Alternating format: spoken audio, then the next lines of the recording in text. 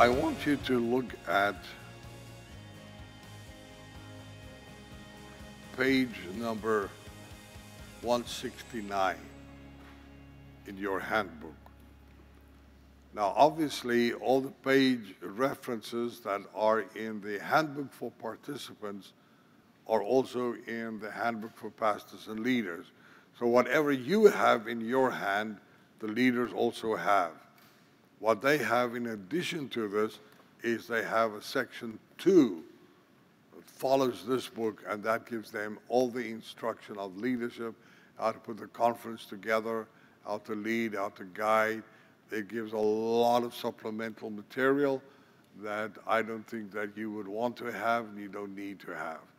But this one again, I don't know if this is number 10 that I'm saying this. This one is your handbook that you've got to study and read and get a good grip of. Now, I'm saying all of that as a preface to you going to page number 169.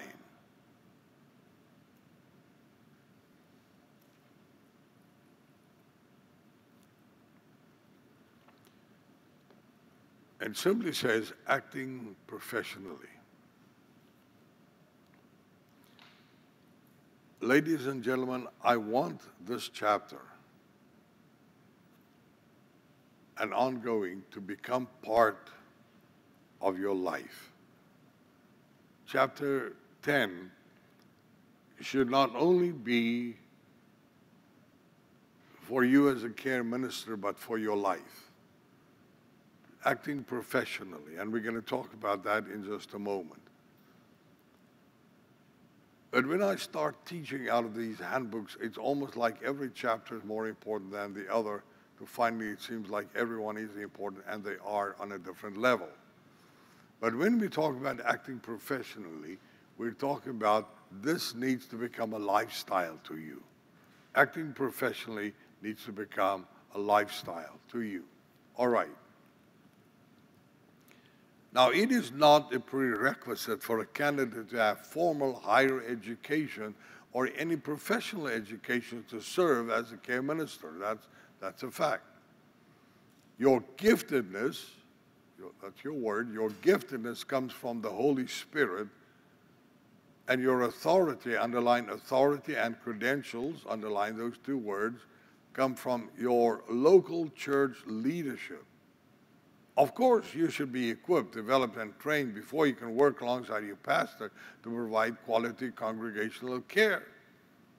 Now, although you will not be operating as a professional as a care minister, the Care Ministry Network expects you to perform your ministry professionally.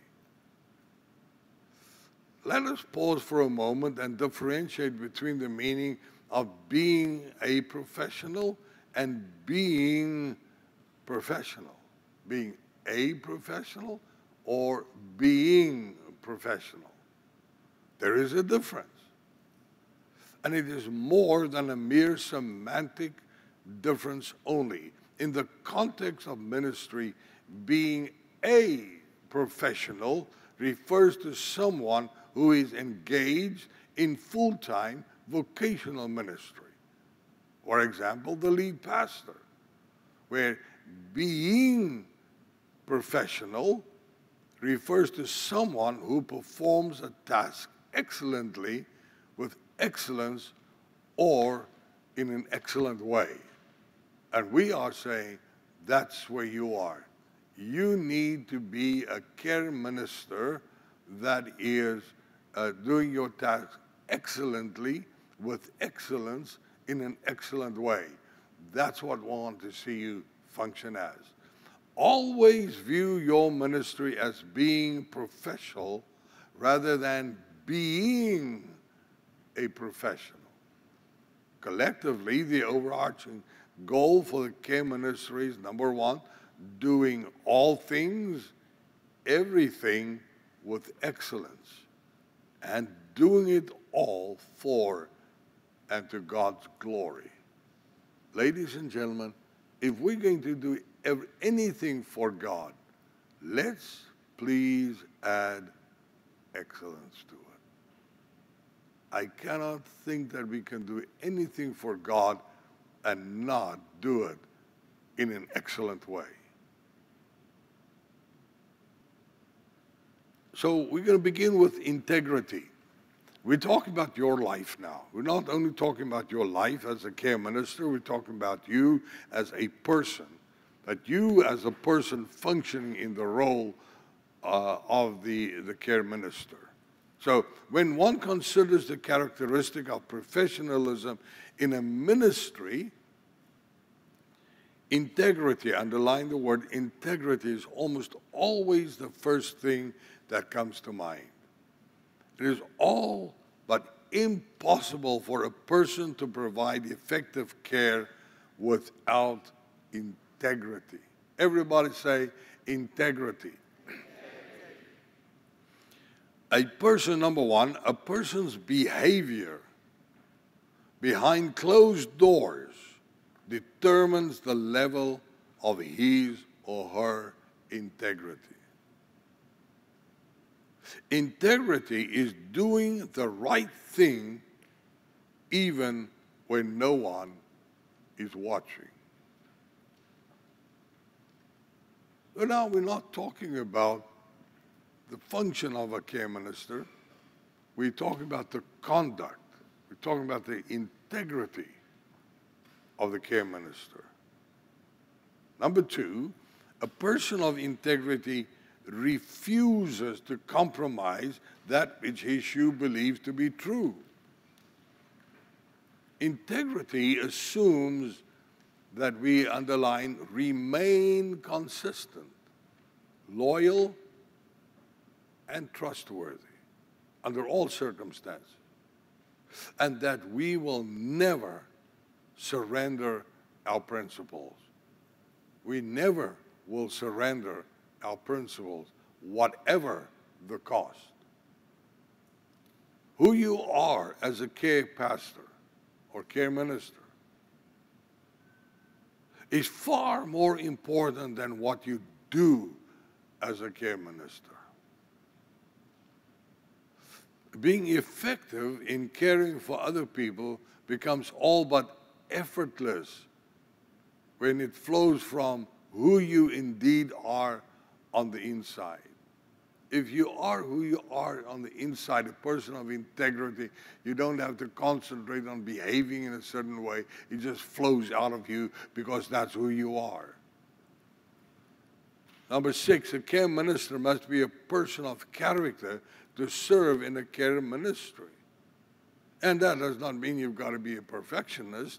It just means you have to have good character. Number 7, when we invest the time to develop our ethics and attitudes, we will be much more effective in developing stable and healthy relationships. So, in that same sense, with integrity, we're going to look at the personal conduct.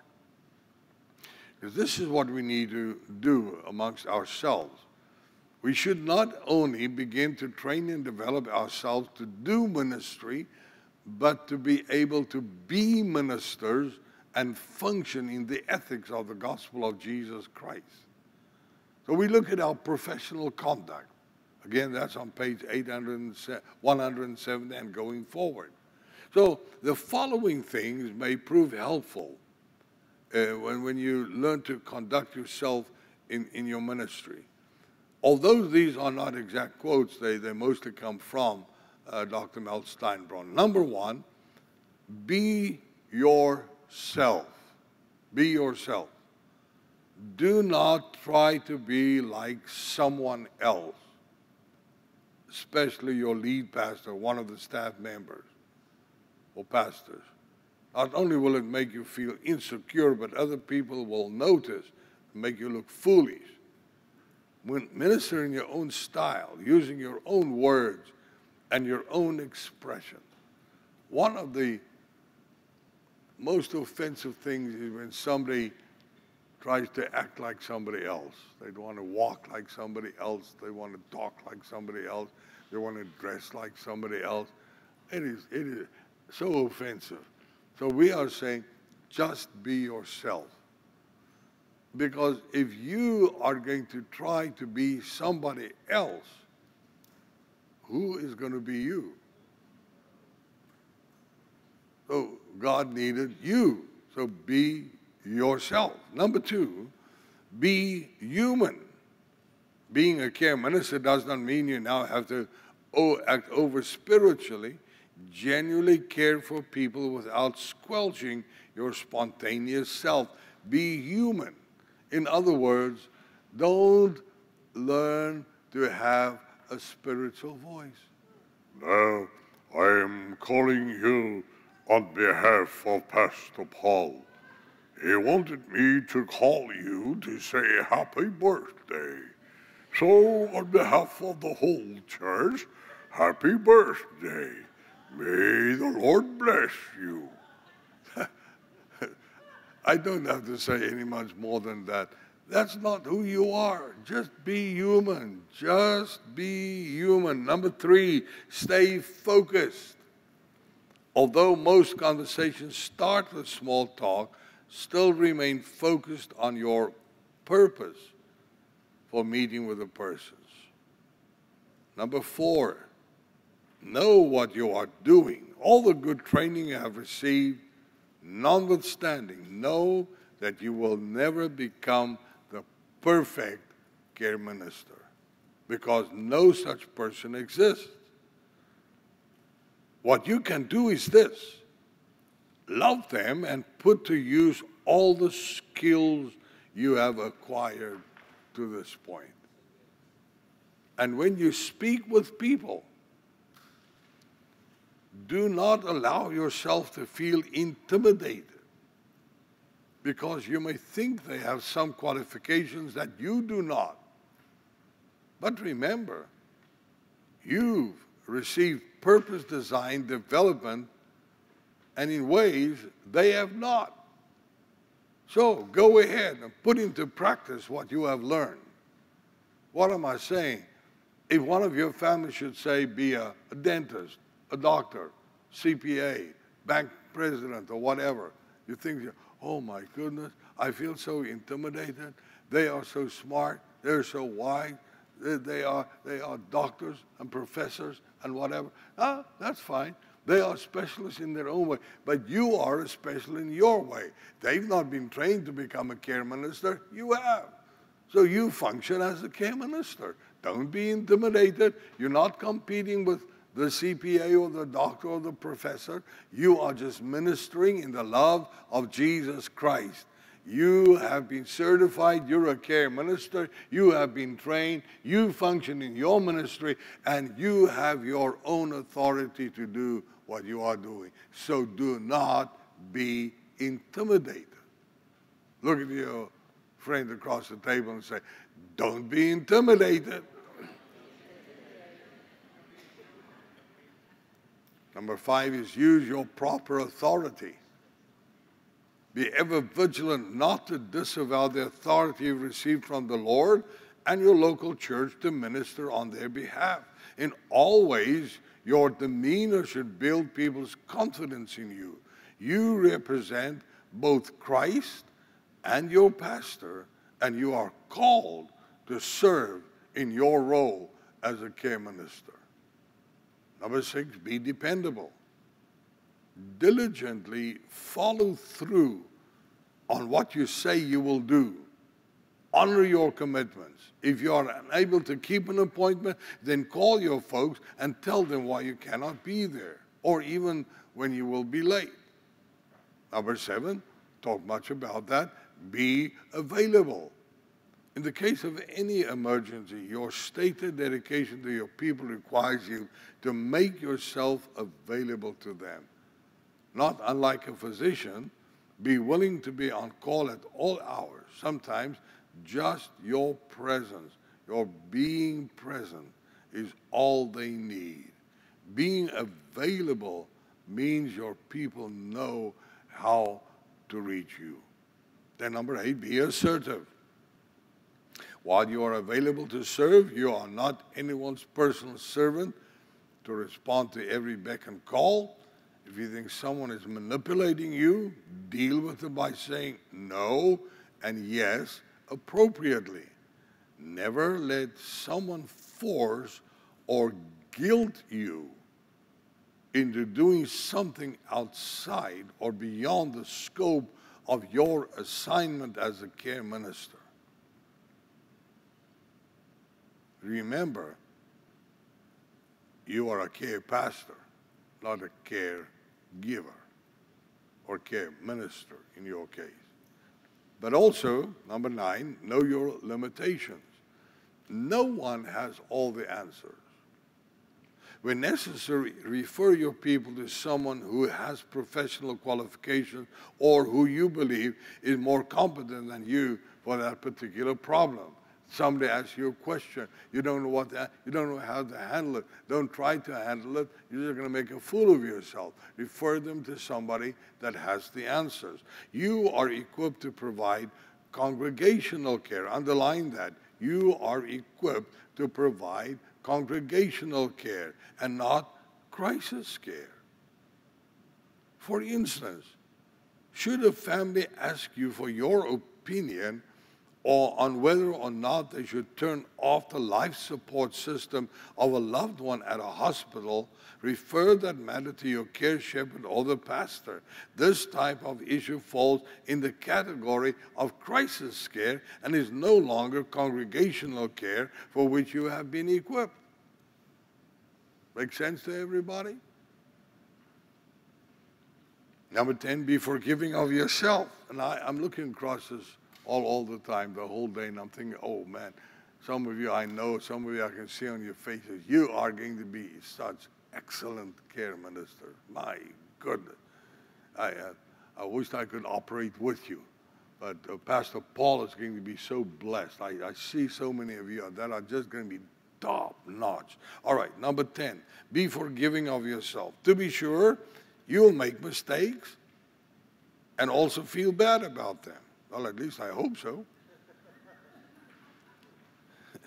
You simply cannot expect to be perfect because none of us are. So evaluate the cause of the errors, learn from them to avoid similar slip-ups in the future, then forgive yourself and move on.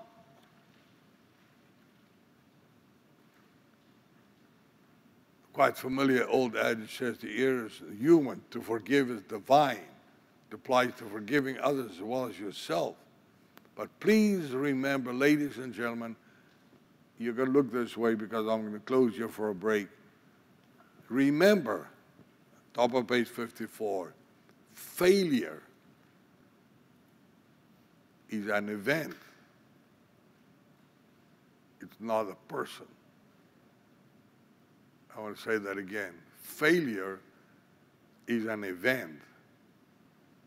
It's not a person. If you have failed, doesn't mean that you're a failure. All right? If you have failed in anything, doesn't mean that you're a failure. It simply means you have failed. Just be honest and open with yourself to realize and recognize, I have failed. But once you feel like you have failed and you feel that you're lying down in the dust, get up out of the dust, dust yourself off, pull back your shoulders, lift up your head, because God has redeemed you, God has forgiven you, He has cleansed you, He has released you. You are not a failure, you have failed, but you have overcome, and now you are more than a conqueror. When you realize that you are more than a conqueror, you can jump over the wall. You can have every success and every victory. But if the devil can try and keep you in the state of failure, he will keep you there for as long as he can. And for as long as you feel that you're a failure, you will never be able to be successful in the kingdom of God. But please remember that God, through His love, His grace, His mercy, and His kindness, and the blood of Jesus Christ has redeemed you. You are delivered. You're set free. Greater is He that is in you than he that is in the world. You're not a failure. You're an overcomer. Get up out of the dust, begin to cry out and shout the victory, because God has given you the power to overcome. You're not a failure. You are a conqueror. Remember that. Remember. All right, we're on page 54.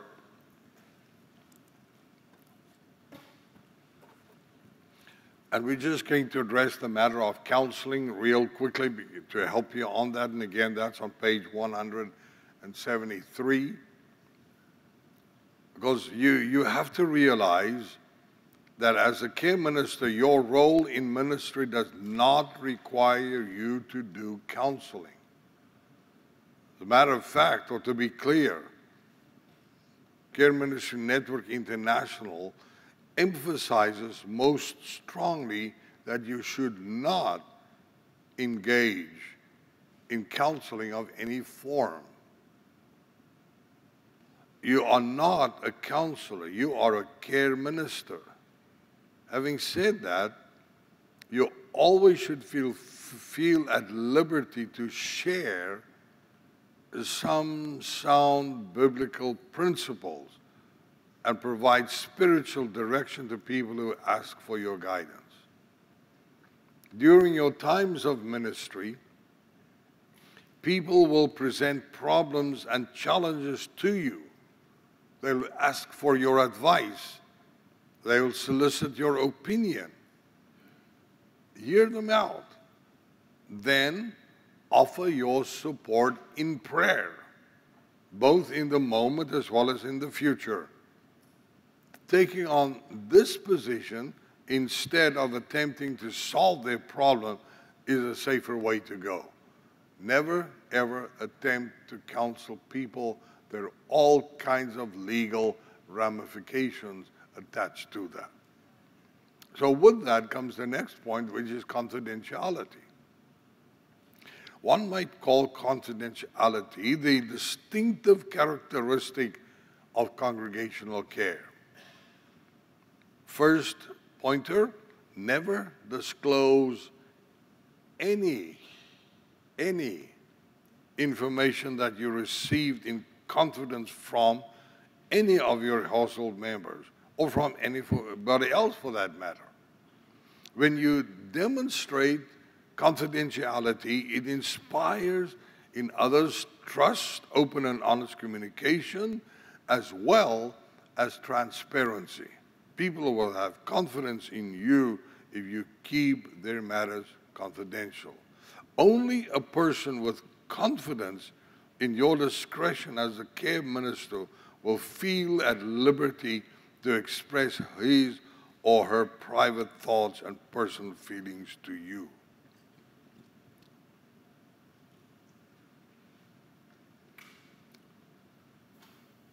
Then at the bottom of page 54, it says, in your role as a care minister, it is imperative that you do not engage in any type of counseling. Despite your best intentions, playing Dr. Phil is not the way to go, for at least two reasons.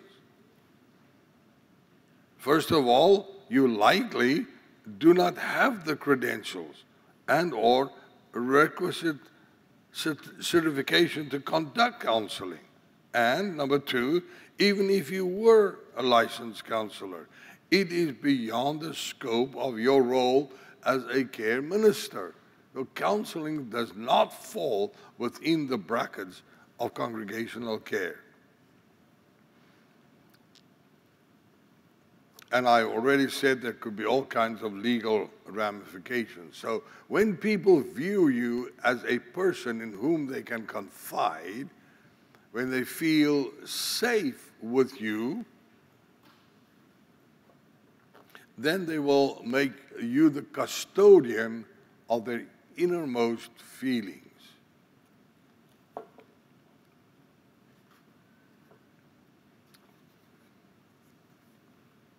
On page 174 of your handbook, there's a quote by Ralph Waldo Emerson. It says, "The glory of friendship is not the outstretched hand, not the kindly smile, nor the joy of companionship. It is the spiritual inspiration that comes to one when you discover that someone else believes in you and is willing to trust you with a friendship. So, if people can trust you, they will feel safe with you. Enjoying people's confidence is a fragile gift of trust. It's a delicate gift that you should share only in the privacy of prayer. Whatever you do not ever violate that confidentiality. Never betray that trust. You likely may never have a second chance to regain it. Confidentiality is a serious and delicate matter which we build over time. It is earned, it is never deserved. So never take it lightly and never ever squander this treasure of people that have confided anything to you. Nothing hurts ministry more than leaders breaking confidence. So you as a leader, as a care minister, must never ever violate somebody's trust in you. So when we talk about confidentiality, we talk about it especially in a pastoral relationship. We say that there are different types or degrees of confidentiality. While you should respect both, there is a distinct difference between things that people regard as public knowledge and those that they deem to be private knowledge. So there is public knowledge and private knowledge. So what is public knowledge? Public knowledge includes those matters which other people know or may know, but no breach of any privacy. Private knowledge, on the other hand, refers to the pieces of information that others generally do not know or at least should not make known. So those are the two, but both of them should be dealt with very delicately. When there is ever any kind of doubt, when there's any doubt, the better part of wisdom is to check with the individual and get permission before you share the information that they have given to you. Rather err on the side of caution than being excessively talkative. Here is the golden rule of pastoral relationship. Whether in public or in private, do not become the newscaster. Wisdom might say, leave it alone and just pray. That is your role. So let's talk about thoughtfulness. Because of your role in ministry, people might approach you and ask you to share some information about someone in your household groups. At times, some people even may use the approach under the guise that they want to know, how do we best pray for them? To be fair, they possibly might care. But there are many people that want to know, how can I best pray so that they can get the information to go and talk to other people instead of talk to God? I think you know what I'm saying. So resist the temptation to breach your people's confidence. If somebody legitimately has a burden for one of the members within your household, then encourage the person to call them by name in fervent prayer. After all, God already knows the need. So how do we act in confidentially when it comes to abuse? Occasionally, you might come across forms of abuse in your work with people. Although we do not do a deep dive address on these matters, you must be clear and aware there is no reasonable expectation of privacy or confidentiality when either abuse or neglect occurs, especially when these instances involve or affect children or the elderly. There are various laws at virtually all levels of government to define as well as address these. I'm just trying to tell you that when there is abuse, we cannot hide it. Some of you may or some of you may not know that I am still leading a very large church in Ohio, and we have 6 campuses. The largest campus now is getting ready to break about 1,000 people. We have just come through a season of horrible abuse that happened in one of the campuses. We had 8. Because of this abuse, we had to shut down 2. Traumatic. Why did that happen? Without giving you detail. Why did that happen? Because there was serious sexual abuse that was not reported, and then it was repeated.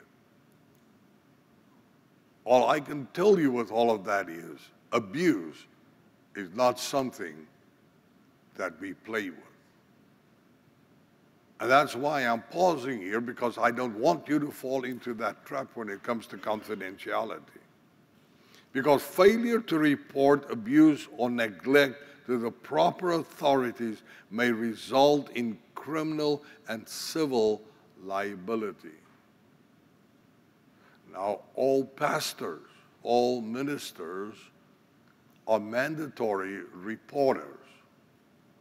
Now, that does not mean that you are a mandatory reporter because you're going to be a care minister, but all pastors, all credentialed pastors, are mandatory reporters of any kind of sexual abuse or abuse of any other kind. In your case, should you become aware of abuse, you have to report that immediately to your pastor.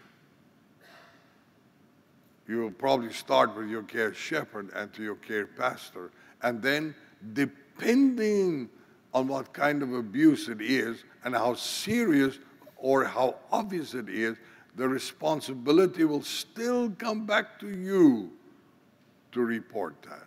So be very careful with abuse. Don't take any action without the knowledge of your pastor or your leaders here at the church. Walk with them, let them guide you, but be sure that you're walking together and following the law. The tricky part is it differs from one state to another.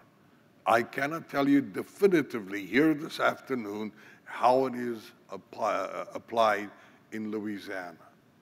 But all I want to say is all kinds of neglect, abuse is very important. Don't take that lightly. That is not confidential.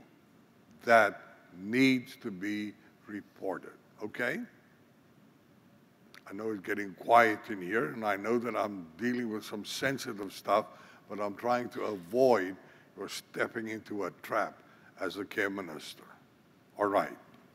So, Dr. Brad Hambrick, who serves as the pastor of counseling at the Summit Church in Durham, North Carolina, also assistant seminary professor, defines abuse as follows: inflicting or allowing non-accidental serious physical injury, creating or allowing substantial risk of non-accidental serious physical injury, well, that's the same thing, using or allowing cruel or grossly inappropriate procedures or devices to modify behavior, permitting or encouraging the rape of the child or other sexual crimes, creating or allowing severe emotional damage to the child, and or encouraging, directing, or approving delinquent acts involving moral turpitude committed by the child, mainly based on the abuse towards the child. So pastors must also report neglect based on these criteria. The person does not receive proper care, supervision, or discipline, abandonment, inadequate necessary medical care, an environment that is detrimental to a child's welfare, and or placement for care, adoption, in violation of the law. I've mentioned all of these things to you, but ladies and gentlemen, don't let that be at the top of your file list. You just need to be aware of that. Don't concentrate on that. Please don't let this scare you. I'm just mentioning this to you to be aware of it. Are you going to run into it? Most likely not. But when you do, talk to your leaders immediately. All right. Now I want to talk to you about a matter that is very important to care ministers, and that is the art of listening. You're going to have a lot of people talking to you, and you're going to have to know and learn how to listen to people. Again, that's on page 177 of your handbook, and you can find it there. So you will find listening to be one of the central requirements of being an effective care pastor or care minister. Truthfully, listening is much more involved than what most people realize. We often have heard it said that there is a difference between hearing and listening, and there is. When we listen to people, we demonstrate that we honor them and value what they have to say. James 1:19 in the New Living Translation says, "Understand this, my dear brothers and sisters, you must all be quick to listen, slow to speak, and slow to get angry." I wish we could always apply that at all occasions. So almost all of us have spent years learning how to read, write, and count. For the most part, we never really learned how to listen. It would serve us well to apply wisdom and invest the time to learn how to listen more and speak less. A wise old owl lived in an oak. The more he saw, the less he spoke. The less he spoke, the more he heard. Why can't we all be like that wise old bird?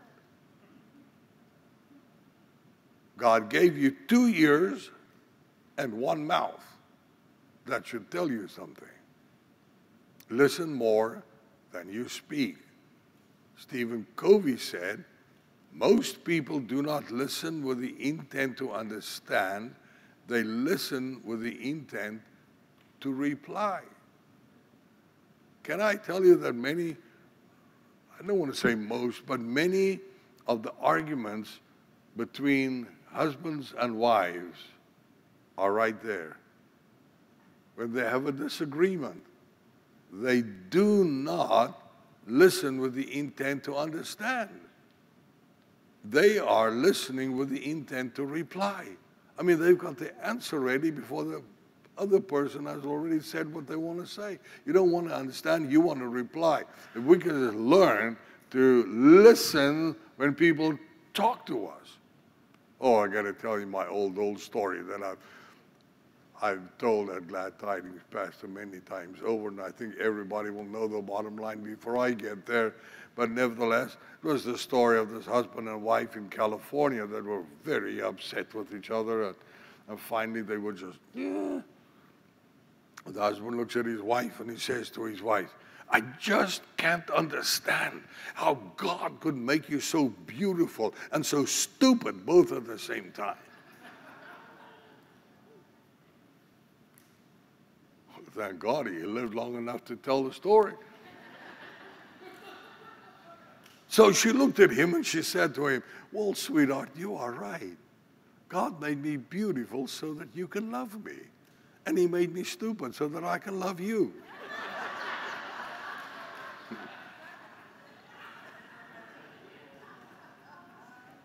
That was not part of the program, but nevertheless. All right, that intention is one of the primary causes of the great and many misunderstandings. In America, the average person talks about 150 words per minute, but we listen to 450 to 500 words per minute. So our minds are filling in those other 350 words, which means we have plenty of time to think while we are listening. So let's look at some effective listening skills or principles. First of all, pay attention. You are unable to listen, not only here, when your mind is wandering. If you aren't paying attention, then you aren't listening. When a person is looking at you or talking to you, look the person in the eyes. Guard against the habit of looking over the shoulders of the other person. It creates the impression that you are looking for somebody more important to talk to and that you do not really care about what they have to say to you. Make sure you can hear the other person. If you can't hear them, what the other person is saying, then listening becomes all but impossible. And then in your conversation, ask good questions. Without interrupting the person, ask good, sensible questions. Participate, nodding your head while the other person is speaking, smiling, and or even occasionally expressing your understanding with a slight furrow of the brow, are all effective ways to participate in the conversation. Now, all these things I'm giving to you, please read them over and get them kind of into your spirit. Show an interest in what they are saying. And of course, do not look or even glance at your watch all the time on your phone during the conversation.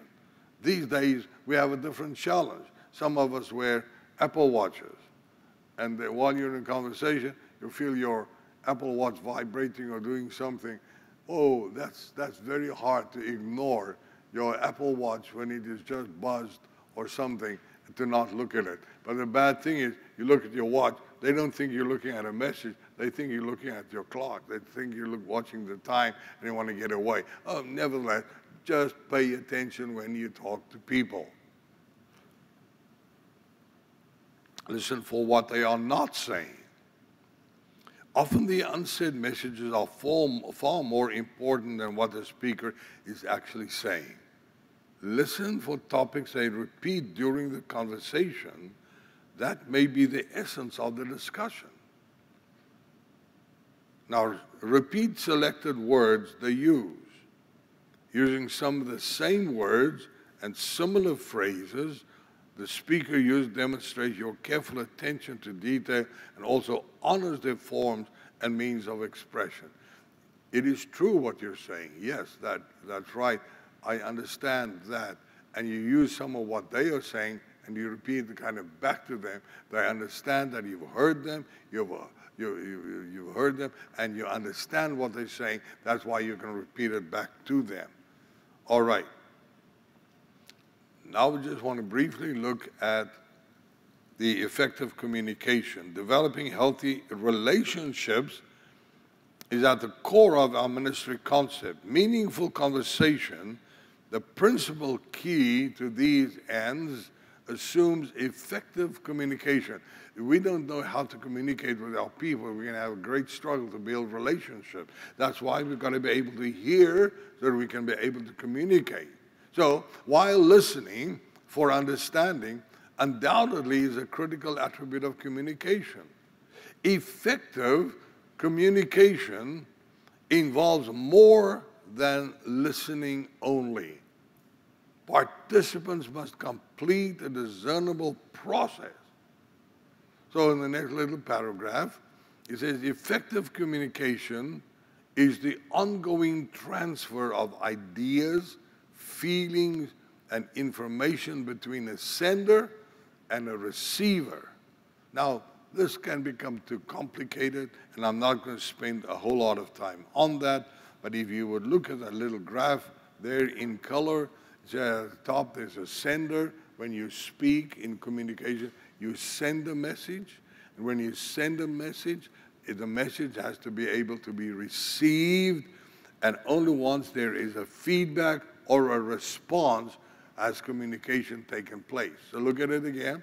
There's a sender, you speak, you send a message, somebody receives the message, they respond to the message or give feedback, then the circle of communication is completed. If that does not happen, communication has not taken place. In other words, you talk to a person, which is you're sending a message, they receive the message, and in the way they respond, you know whether they have understood and received the message or not. All right, not going to dwell there very long. We're going to briefly look at those things again at the bottom of page 59. Well, let me just give you the word in the first paragraph. It's the word critical. Definition captures the critical attributes. Then, as I said, there's the sender. This is the person who initiates the cycle of communication, the one who sends the message. Then there is the message, the central idea. And then there is the receiver the sender's target, the person for whom the message is intended. Then D, there's a feedback, core to the effective communication experience. And D, the desired results of this is the anchor attribute of effective communication. Last word you need there is achieves the intended. Communication pointers. Don't try to one-up or outdo the other person. Tell your own larger-than-life story. When you're in communication with somebody and they're telling you something and they get done, you've not heard anything. Let me tell you about mine. Let me tell you about my experience. Well, I caught this very big bass, like Josh did. Caught this very big bass. Well, oh, Josh, that's nothing. You should see the big catfish that I caught. Man, let me tell you about that. Don't do that. Don't try and outdo the other person, all right? And never let your talking overtake your listening. Don't always convey the negative. Yeah, that's bad. Yeah, we'll never succeed. Don't let your mouth overrule your mind. Be sure to think before you speak. That means get your mind in gear before your mouth gets in gear. Don't ignore your personal hygiene. Enough said. I like that quote on the left-hand side. He says, I know that you believe you understand what you think I said, but I'm not sure you realize that what you heard is not what I meant. Boy, that's not good communication.